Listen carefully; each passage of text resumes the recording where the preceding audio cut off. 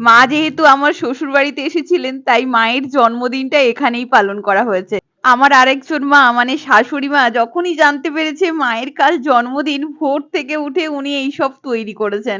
পায়েস তৈরি করেছেন, পিঠে বানিয়েছেন। তবে সত্যি কথা বলতে উনি ভীষণ কর্মঠ একজন মানুষ। যেই দিন সকালবেলা আমাদের ডিউটি বেরিয়ে যাওয়ার হয়, সেদিন ওনার খুব পরিশ্রম হয়ে যায়।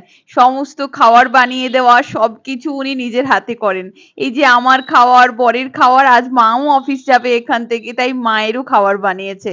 আজ তোমাদের একটি মনের কথা বলি, যেদিন আমার বিয়ে ঠিক হয়েছিল, সেই দিন থেকেই আমি ঠিক করেছিলাম যখন আমি শ্বশুরবাড়িতে যাব, আমি কখনোই কারুর থেকে কোনো জিনিস আশা করব না।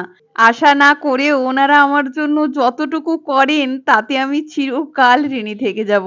আসলেই এক্সপেকটেশন ছাড়া জীবনটা খুব সুন্দর হয়ে ওঠে। আজ এতটাই রাখছি, দেখা হচ্ছে কাল।